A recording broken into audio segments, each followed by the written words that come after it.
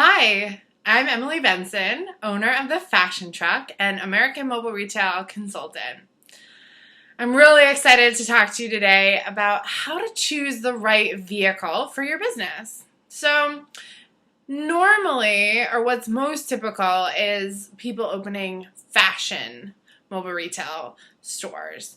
But we've seen it all. We've seen pet boutiques, we've seen home decor items, we've seen flower trucks, we've really like soap, apothecaries, you name it. So when you're first really thinking about what kind of vehicle you want to purchase for your mobile retail shop, you want to think what the end use is and how customers are going to interact with you when they're in or maybe they're outside the truck, right? So mobile retail is a little bit different than a food truck because people are coming in and out. So you want to take that into consideration. So the first thing you want to do is take an assessment of how much merchandise are you going to need, how are customers going to interact with you in and outside of the truck, and really like how much space is going to feel really comfortable for you to work in and also for your customers to come shop in. Okay, so that's your first consideration.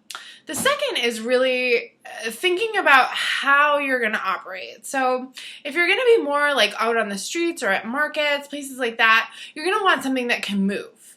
If you're going to do more like longer weekend events, you're going to be traveling far, maybe you're, doing a nationwide tour, you're going up and down the East Coast, you might want to consider, something like a trailer because you're going to put less miles on it. So let's talk about the 3 to 4 different genres of vehicles that you could buy. So I always like to start with the step van and the box truck. So these often get confused.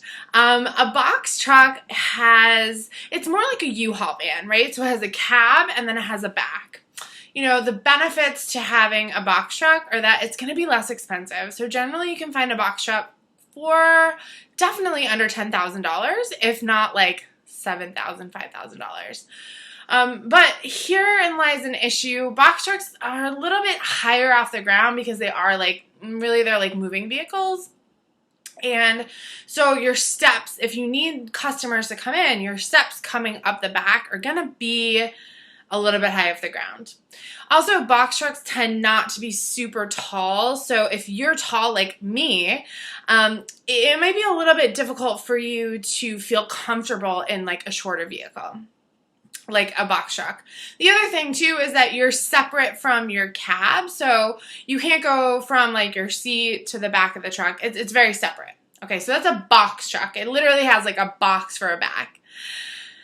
The other one that it often gets compared to is a step van. And a step van is typically used for like a FedEx truck, UPS, those wonderful delivery vans we see. And that's also really what food trucks have been using. So a step van is going to cost you a little bit more money. It's generally, depending on the year, make, model, miles, you're going to end up paying between $7,000 to $20,000 for a step van. So again, it depends on how many miles and what year it's going to be, but generally these trucks go for like 500,000 miles. So a question I often get asked is, hey, I found a step van, but it has 1,100,000 miles on it. Like, that's okay. Even if it has up to 200,000 miles, you're going to be all right. So a step van is a great option because I personally think it's good because the association between food trucks and mobile retail is so similar. So people are going to instantly know like, ooh, I've seen that before and they're selling things and I wonder what they're selling. So it's going to create some interest there. The next thing that you could get is like a shuttle van or an RV. So these are kind of similar in a way, just because, again, they are meant to drive. They're going to require some more interior maintenance, right? So in a shuttle van, you're going to have to take the seats out. In an RV, you're going to have to do a lot of like ripping out of cabinets. Like, are you going to keep the bathroom? Things like that. But if you do have something where you need a little bit more space or you do like the idea that you don't need wall space. So like in a shuttle van, typically used for like shuttle busing people around, it's going to have a lot more windows in it. So you're not going to have as much wall space. So, this might work for like a pet boutique or a floral boutique, something like that where you're selling things that don't really need to like hang on the wall. Like if you had like a clothing store. The last sort of subsection of vehicles is trailers. Obviously, we've seen a lot of Airstreams come around again. Airstreams are so cool, especially, if you're in a city like Austin or Nashville or San Francisco where, they're also very trendy. And an Airstream is really great if that works with your style. I think that's kind of where it works the best.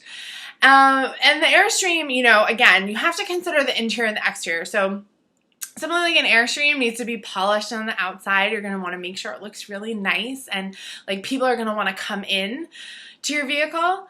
And an Airstream is definitely going to have a lot of room. So depending on the kind of trailer too, I don't recommend a lot of like other types of trailers just because they tend to be smaller in height. Obviously I'm tall, so I'm really sensitive to the height part. But I'm also sensitive to the height part because the paradigm shift of people coming into a mobile retail store versus a brick and mortar store is that it's a lot smaller. Right? So you want to make people feel as comfortable as they possibly can.